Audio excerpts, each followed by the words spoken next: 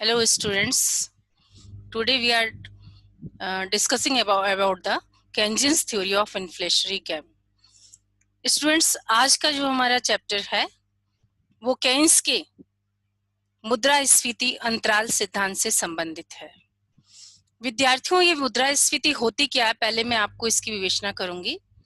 मुद्रास्फीति अर्थव्यवस्था में वह स्थिति है जब कीमतों में लगातार वृद्धि की प्रवृत्ति पाई जाती है और इस वृद्धि की प्रवृत्ति के अंतर्गत केन्स के द्वारा अपना जो सिद्धांत दिया गया वो इन्फ्लेशनरी गैप के सिद्धांत से अथवा मुद्रास्फीति अंतराल के सिद्धांत से जाना जाता है। इसको समझने के लिए विद्यार्थियों, मैं आपको पहले दो स्थितियों को स्पष्ट करना चाहूंगी अर्थव्यवस्था में। एक स्थिति है जब अर्थव्यवस्था पूर्ण रोजगार साम्य आय के स्तर के नीचे है और एक स्थिति है जब अर्थव्यवस्था पूर्ण रोजगार साम्य आय के स्तर से ऊपर की स्थिति में पाई जाती है। केन्स ने अपने इस सिद्धांत में ये स्पष्ट करने का प्रयास किया कि जब अर्थव्यवस्था पूर्ण रोजगार के साम्य आय के स्तर से नीचे होती है तो ऐसी स्थिति के अंतर्गत अर्थव्यवस्था के अंतर्गत जब सरकारी व्यय में वृद्धि होती है अथवा अर्थव्यवस्था में समग्र मांग में वृद्धि किसी भी कारण से हो जाती है, चाहे उपभोग के मार्फत बात करें चाहे विनियोग के मार्फत, तो ऐसी स्थिति में हम ये कहते हैं कि समग्र मांग बढ़ने के परिणाम स्वरूप अर्थव्यवस्था के अंतर्गत समग्र पूर्ति से उसका समायोजन हो जाता है। चूंकि अर्थव्यवस्था में साधन इतनी मात्रा में उपलब्ध होते हैं कि समग्र मांग और समग्र पूर्ति एक साथ चलते हुए अर्थव्यवस्था में इन्फ्लेशनरी स्थिति को उत्पन्न नहीं करते, अर्थात कीमतों में वृद्धि की प्रवृत्ति नहीं पाई जाती। कब तक? जब तक कि अर्थव्यवस्था पूर्ण रोजगार से पहले की स्थिति में साम्य आय के स्तरों पर होती है। लेकिन यदि अर्थव्यवस्था के अंतर्गत पूर्ण रोजगार की प्राप्ति हो चुकी है, साम्य आय स्तर ऐसा हमें प्राप्त हो गया है जो कि पूर्ण रोजगार का साम्य आय स्तर है, तो ऐसी स्थिति में उसके पश्चात यदि किसी कारण से समग्र मांग में वृद्धि होती है, सरकारी व्यय बढ़ जाता है या विनियोजन की मात्राएं अर्थव्यवस्था में बढ़ जाती हैं और उससे जो समग्र मांग बढ़ती है, तो समग्र मांग बढ़ने के कारण चूंकि साधनों का पूर्ण विदोहन हो चुका होता है अल्पकाल के अंतर्गत, अतः समग्र पूर्ति में वृद्धि करना संभव नहीं होता है। इसी कंसेप्ट को केन्स ने बताया कि उस समय चूंकि मांग और समग्र मांग और पूर्ति में साम्य स्थापित नहीं हो पाता, अतः अर्थव्यवस्था में कीमतों में वृद्धि की प्रवृत्ति पाई जाती है। इसे ही केन्स ने स्फीतिक अंतराल का नाम दिया। केन्स ने अपना ये सिद्धांत जो दिया स्फीति अंतराल का, वह उन्होंने अपने एक लेख में प्रस्तुत किया, हाउ टू पे फॉर वॉर, जो कि उन्होंने 1940 में लिखा था, जिसके अंतर्गत उन्होंने स्फीति अंतराल की अवधारणा को स्पष्ट करने का प्रयास किया। केन्स ये कहते हैं स्फीतिक अंतराल क्यों उत्पन्न होता है कि योजनाबद्ध व्यय का जब आधिक्य हो जाता है, यानी गवर्नमेंट एक्सपेंडिचर इतनी अधिक मात्रा में बढ़ जाता है कि अर्थव्यवस्था के अंतर्गत जो उत्पादन के साधन होते हैं उनका विदोहन होने के बाद समग्र पूर्ति में वृद्धि की संभावनाएं जो है वो कम हो जाती हैं और अर्थव्यवस्था में योजनाबद्ध व्यय के बढ़ने से समग्र मांग में वृद्धि हो जाती है, जिसके परिणाम स्वरूप अर्थव्यवस्था के अंतर्गत वस्तुओं की कीमतों में वृद्धि की प्रवृत्ति पाई जाती है। ये जो समय अवधि, जिस समय अवधि में कीमतें जो बढ़ती हैं, वही स्फीतिक अंतराल की अवधारणा है। दूसरे शब्दों में केन्स ने यह स्पष्ट करने का प्रयास किया कि जब अर्थव्यवस्था में समग्र मांग पूर्ण रोजगार के स्तर पर समग्र पूर्ति से आगे निकल जाती है, तो साधनों के पूर्ण उपभोग हो जाने के कारण अर्थव्यवस्था में राष्ट्रीय उत्पादन तो नहीं बढ़ पाता, परंतु कीमतों में वृद्धि हो जाती है। इस स्थिति को ही हम स्फीति अंतराल की स्थिति कहते हैं और इस अवधारणा को स्पष्ट करने का प्रयास किया जाता है। विद्यार्थियों, ऐसा क्यों होता है और किस तरह से इसकी विवेचना संभव हो सकती है, उसको मैं एक डायग्राम के मार्फत आपको स्पष्ट करना चाहूंगी। जो केन्स का हम डायग्राम लेके चल रहे हैं इसको स्पष्ट करने के लिए स्फीति अंतराल का, उसके अंतर्गत मैं आपको विवेचना करूंगी इस बात की कि वर्टिकल एक्सिस के ऊपर मैं मेजर कर रही हूँ कंजम्पशन, इन्वेस्टमेंट और गवर्नमेंट एक्सपेंडिचर तीनों को ही मैं लेकर के चल रही हूँ, और तीनों को लेकर के मैं स्पष्ट कर रही हूँ कि कैसे मैंने वर्टिकल एक्सिस पे गवर्नमेंट एक्सपेंडिचर और सबको मेजर किया है।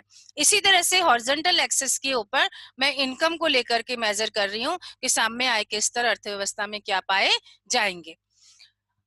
C+I जो है मेरा एग्रीगेट डिमांड कर्व है, और इस एग्रीगेट डिमांड कर्व पर जो स्थिति पाई जा रही है वो स्थिति ये स्पष्ट करती है कि अर्थव्यवस्था के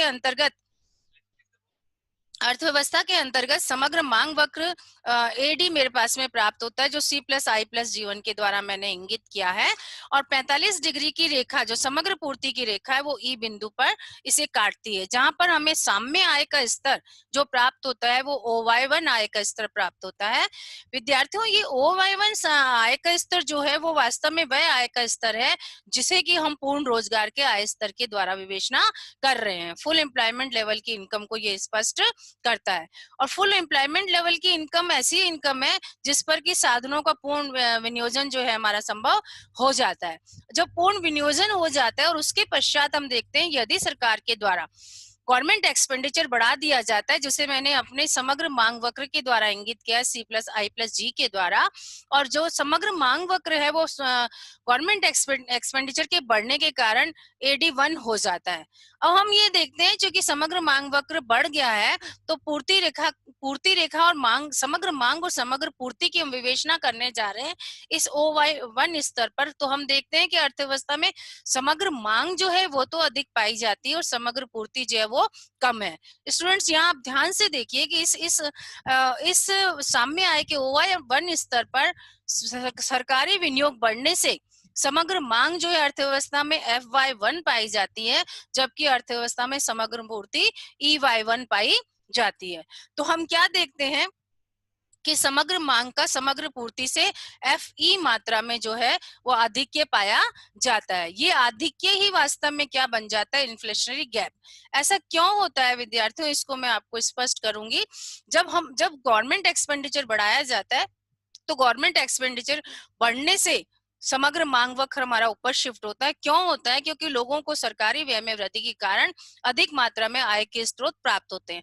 जब आय के इनकम के लेवल उनके बढ़ते हैं तो लोगों के द्वारा कंजम्पशन को बढ़ाया जाता है। जब कंजम्पशन बढ़ाया जाता है तो अर्थव्यवस्था में समग्र मांग बढ़ती है, लेकिन समग्र पूर्ति को हम बढ़ा नहीं पाते हैं, क्योंकि full employment level of income पर हम ये देखते हैं कि उतने साधन जो होते हैं उनका पूर्ण विदोहन हो चुका होता है। जब उनका पूर्ण विदोहन हो जाता है तो अतिरिक्त उत्पादन की पूर्ति संभव नहीं हो पाती। तो हम देखते हैं अल्पकाल के अंतर्गत केन्जियन विश्लेषण के अंतर्गत समग्र मांग तो अधिक हो जाती है और समग्र पूर्ति कम पाई जाती है, और फुल एम्प्लॉयमेंट का लेवल प्राप्त कर चुके हैं, इसलिए वस्तुओं की कीमतों में वृद्धि की प्रवृत्ति पाई जाती है। और जो एक वस्तुओं की कीमतों में वृद्धि की प्रवृत्ति है वही इन्फ्लेशनरी गैप के सिद्धांत के नाम से जानी जाती है। विद्यार्थियों, अब आप देखिए, यदि अर्थव्यवस्था के अंतर्गत हम ये कहते हैं कि किसी भी मेथड के अकॉर्डिंग साधनों का अधिक विदोहन कर दिया जाए व्यक्तियों के द्वारा या विनियोगकर्ताओं के द्वारा या उत्पादकों के द्वारा, तो हम कहते हैं दीर्घकाल में धीरे धीरे अर्थव्यवस्था के अंतर्गत समग्र पूर्ति में भी वृद्धि प्रारंभ हो जाती है, जिसके परिणाम स्वरूप अर्थव्यवस्था में पुनः आय का साम्य स्तर जो है हमें E1 बिंदु पर प्राप्त हो जाता है। लेकिन ये कब होता है? यदि साधनों का विदोहन जो है वो पर्याप्त मात्रा में करने का प्रयास अर्थव्यवस्था में किया जाता है, तो दीर्घकाल में ये स्थिति प्राप्त हो जाती है जहां पर हम कहते हैं एग्रीगेट डिमांड और एग्रीगेट सप्लाई पुनः एक दूसरे के बराबर हो जाते हैं। जो आय का स्तर हमने यहाँ चयन किया है OY2, और इस OY2 आय के स्तर पर इन्फ्लेशनरी गैप की स्थिति जो है वो समाप्त हो जाती है। इस प्रकार केन्स ने ये स्पष्ट करने का प्रयास किया कि अल्पकाल के अंतर्गत समग्र मांग का पूर्ति के साथ एडजस्टमेंट न होने के कारण पूर्ति उस अनुपात में नहीं बढ़ पाती है फुल एम्प्लॉयमेंट लेवल पे, इसलिए इन्फ्लेशनरी गैप की स्थिति पाई जाती है। विद्यार्थियों, जो इन्फ्लेशनरी गैप विद्यमान हो जाता है उस इन्फ्लेशनरी गैप को हम कैसे समाप्त कर सकते हैं, उस संदर्भ में मैं आपको दो उपायों की विवेचना करूंगी। एक, हम ये कहते हैं यदि बचतों में वृद्धि कर दी जाए तो काफी मात्रा में हम ये कहते हैं इन्फ्लेशनरी गैप की स्थिति को समाप्त किया जा सकता है। यदि बचतें बढ़ जाती हैं तो अर्थव्यवस्था में लोगों के पास में खर्च योग्य आय जो है वो कम हो जाएगी। जब खर्च योग्य आय कम हो जाएगी तो लोगों के द्वारा समग्र मांग में कमी की जाएगी, और जब समग्र मांग में कमी होगी तो पुनः साम्य पूर्ण रोजगार के आय के स्तर पर प्राप्त हो जाएगा और मांग और पूर्ति एक दूसरे के बराबर हो जाएंगे, जो कीमत अंतराल की स्थिति या मुद्रास्फीति में वृद्धि की स्थिति हमें जो प्राप्त हुई थी वो समाप्त हो जाएगी। इसी प्रकार दूसरा उपाय क्या हो सकता है? करों में वृद्धि। यदि सरकार गवर्नमेंट चाहती है कि इन्फ्लेशनरी गैप को खत्म किया जाए, तो उसका एक तरीका ये हो सकता है कि गवर्नमेंट टैक्सेस में वृद्धि कर दे। जब टैक्सेस में वृद्धि की जाती है तो उसके परिणाम स्वरूप लोगों के पास में खर्च योग्य आय जो है वो कम हो जाती है, और जब खर्च योग्य आय कम हो जाती है तो ऐसी स्थिति में हम ये कहते हैं कि अर्थव्यवस्था के अंतर्गत